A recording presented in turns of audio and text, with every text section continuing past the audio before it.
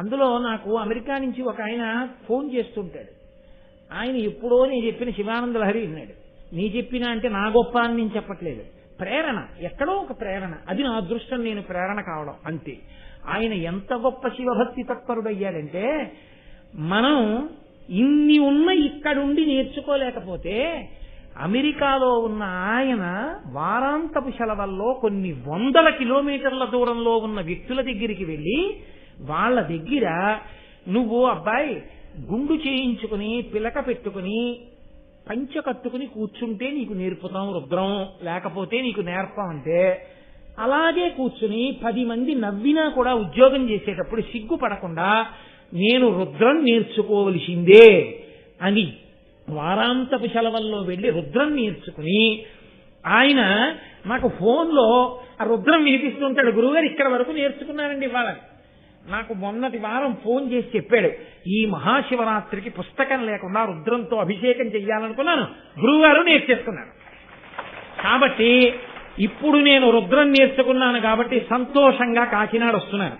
మహాభారత ప్రవచనాలు అవుతున్నాయి కదా, శివరాత్రి వెళ్ళిపోయిన తర్వాత అమెరికాలో బయలుదేరి వస్తాను, వచ్చి మీ దర్శనం చేసుకుంటానండి అన్నాడు. నేనెందుకు పొంగిపోయినా తెలుసా అండి, అతన్ని నేను చూడలేదు, నన్ను అతను చూసాడేమో నాకు తెలియదు, ఏవో ఈ క్యాసెట్లు ఉంటాయి కాబట్టి. అసలు అంత స్ఫూర్తి పొందిన వ్యక్తిని నేను చూడాలి అని ఈ మహాభారత ప్రవచనాలు పూర్తయ్యే లోపల అతను వస్తున్నాడు అమెరికా నుంచి. ఇదే వేదిక మీద అతనితో రుద్రం చదివించి మీకు వినిపిస్తాను. నేను ఎందుకంటున్నాను ఈ మాట అంటే, ఆ ప్రేరణ, ఆ స్ఫూర్తి ఎక్కడో ఎవరి వలనో ఎవరికో తగులుతుంది. ఆ ప్రేరణని నిలబెట్టుకోగలిగిన వాడు ఉంటాడే, వాడు సత్పురుష సహవాసముగా మార్చుకున్నవాడు తప్ప అది ఆ ప్రయోజనాన్ని అలా సిద్ధింప చేసుకోనప్పుడు మీరు ఎన్నాళ్ళు ఎవరి పక్కన ఉండే ప్రయోజనం నాకు చెప్పండి. ఏమైనా ఉంటుందా దానివల్ల ప్రయోజనం? ఏమీ ఉండదు.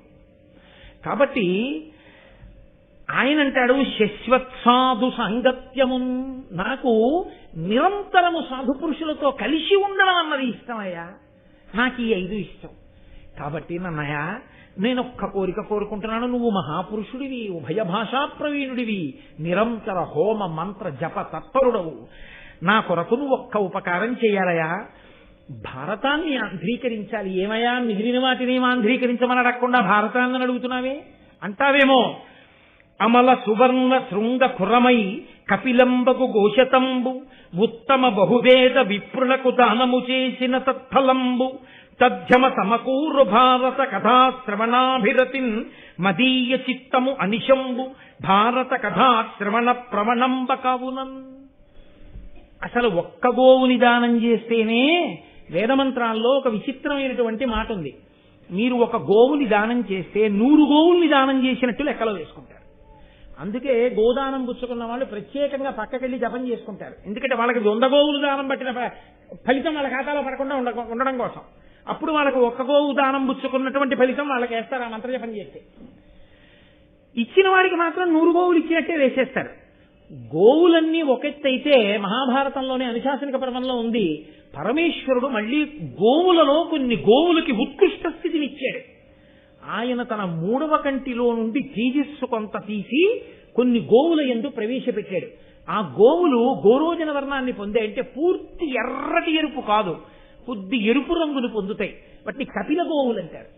ఒక్క కపిల గోవుని దానం చేసినా, ఒక్క కపిల గోవుకి సేవ చేసినా, ఒక్క కపిల గోవుకు ఒక అరటిపండు పెట్టినా చాలా సంతోషం. కానీ మన ప్రారంధం ఏమిటంటే, తనంత తానుగా కపిల గోవు సాధు గోవు వచ్చి దేవాలయాల ముందు నిలబడితే కర్ర పట్టుకుని అదే పనిగా కొడుతుంటారు కొన్ని చోట్ల. ఎంత ఆశ్చర్యంగా ఉంటుందో, ఏమిరా ఈ ప్రారంధం అనిపిస్తుంది. కాబట్టి రాజరాజ నరేంద్రుడు అంటున్నాడు, అమల సువర్ణ శృంగ ఖురమై కపిలంబ గుఘోషతంబు. ఇక్కడ అసలు గోవువే దొరకడం కష్టం, సరి అయిన గోవు దొరకాలి. కాదు కపిల గోవు దొరకాలి. అది ఎటువంటి కపిల గోవు అయి ఉండాలి? గొప్ప పొదుగుండి ఇలా శిరములను ముట్టుకుంటే పాలు విడిచిపెట్టాలి. అది విపరీతంగా పోట్లు పొడిచేటటువంటి ఆవై ఉండకూడదు. చక్కటి ధేను ఉండాలి, చూడముచ్చటగా ఉండాలి, సాధుగోవయ్యి ఉండాలి. ఇప్పుడు ఆ ఆవు పాలు పిండుకున్నవాడు ఆవు పాలు కాచి తోడు పెట్టుకుని పెరుగు తినేటటువంటి వాడై ఉండకూడదు. పరమ సంతోషంతో ఆవు పాలు చేత పట్టుకుని నమస్తే అస్తు భగవన్ విశ్వేశ్వరాయ మహాదేవాయ త్రయంబకాయ త్రిపురాంతకాయ త్రికాగ్నికాలాయ అంటూ పరమేశ్వరుడికి అభిషేకం చేసుకుని రమించిపోయేటటువంటి వేదాంగములను చదువుకున్నటువంటి బ్రాహ్మణుడు దొరకాలి. అటువంటి బ్రాహ్మణుడు ఎందుకు దానం పుచ్చుకుంటాడు? ఆయన నా ఇంట అభిషేకం చేసుకోవడానికి ఒక గోవు ఉంటే బాగుండు, నేను రోజు ప్రదక్షిణం చేయడానికి గోవు దొరికితే బాగుండని ఈ గోవు దానం పుచ్చుకుంటానని పరమ ప్రీతితో వచ్చి దానం పుచ్చుకునేటటువంటి యోగ్యమైన వేదాంగములు జరిగిన బ్రాహ్మణుడు దొరకాలి. అప్పుడు దానం చేయాలి.